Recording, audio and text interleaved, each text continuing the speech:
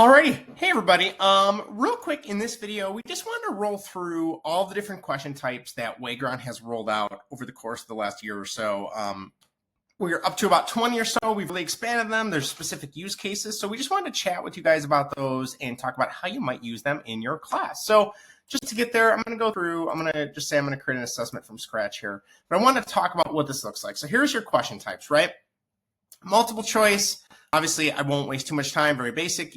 Very more of a just check for understanding. Hey, did you get this? You can add additional answers if you don't want 4, if you want 5, 6, 7, 8, 2, 3, whatever you want. That's all there. But again, these are more your basic ones. You're going to find these in the free version of the platform, right? So your true or false, your passages is going to pull in any content you build out within the actual passage part of the instructional suite.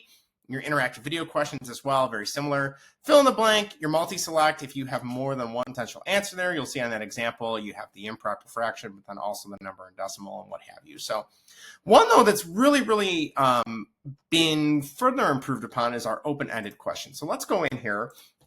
And let's just say, you know what, maybe I'm teaching language arts, we're doing a reading study on novels, and we're doing To Kill a Mockingbird, right? So I'm just going to say, you know what, explain some of the character traits for characters within the story of To Kill a Mockingbird. There we go.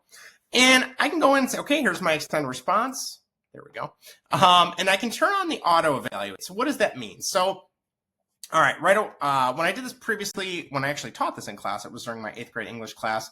But I can go ahead and type specific text, and the AI will look for those answers, and we'll be able to grade accordingly. We can also turn on partial grading. Obviously, we know that you might have a student who's able to get half of the question correct, but oftentimes AI grades it in a black and white, wrong or right or wrong, right? Now we can turn on partial grading so that the AI can kind of figure out, okay, well, you did mention some characters. Maybe you only gave one trait for each. We'll give you half credit instead. We can play around with that. We can also have the AI generate its own answer. So let's see what it comes up with here. And it says, all right, the answer should correctly describe character traits for key characters like Scout, Atticus, Boo Radley, and understand how they've developed throughout the story. So there you go. That is my answer. And if these students do that, it will give them the points accordingly. So again, very easy to do, and you can change that and tweak it however you like, but it kind of allows for teachers to get some of the grading done a little bit faster should they use this, right? All right, let's go back to our other question types. We have the graphing and the math response. Let's go with the graphing first.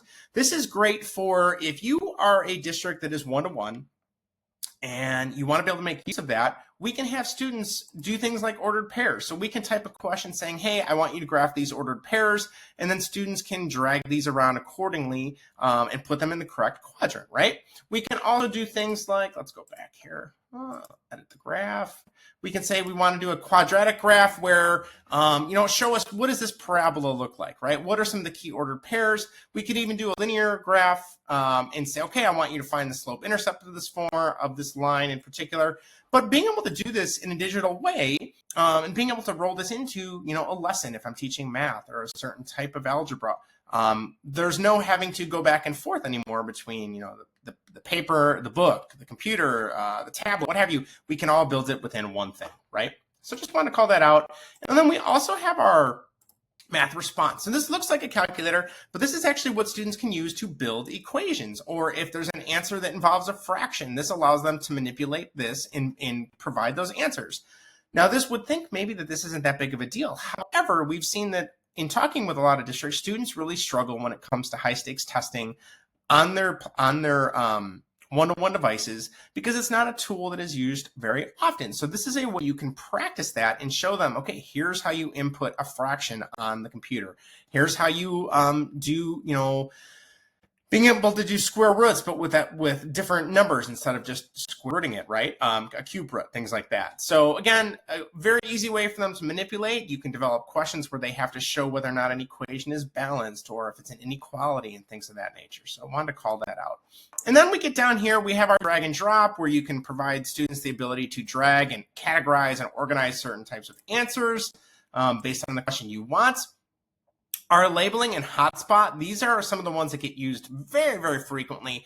Hotspot's really great because it incorporates images. So for example, maybe I'm doing the digestive system And okay, we got some maps here, but I want no labels. So I'm going to do no labels here. And here is just a map of the digestive system.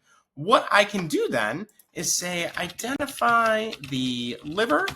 And I'm going to go ahead and put some different spots here. So we have the mouth, the esophagus, here's my liver, so I'll mark that correct. The stomach, and then we got the intestines, right? But what's great is this allows students to go ahead and physically manipulate and click on the correct answer. So it's a little bit different than something like multiple choice. I can also make rectangles or do actual polygons to align with maybe the states on a map or countries in geography, things like that, right? It's really, really unique because you can also use it for maybe lower level, elementary. Maybe you have a first grade class. You want to have a question of, okay, which of these animals is a tiger? And I can include different animals, pictures, and then my first graders or kindergartners can just click on that particular dot, and now they are being able to use this in an interactive way, even at a much lower level. And then some of the other ones we have down here is our drawing question. If I wanted to give a blank canvas and say solve for this type of equation, I can. I can also have them annotate or write on images that we might have if it's a map or a diagram or something of that nature.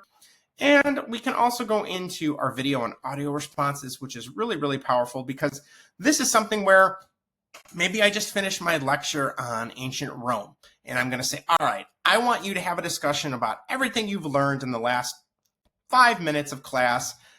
Turn the camera on, record yourself talking with a partner, and then as the teacher, I get both the video and the transcription of what that looks like, so I can check for understanding. So again, I can do this also for an audio response as well, and it's also important to call out as the teacher, I can also include my own video. I can include my own audio if I want to talk them through or remind them of certain anecdotes we discussed for certain topics.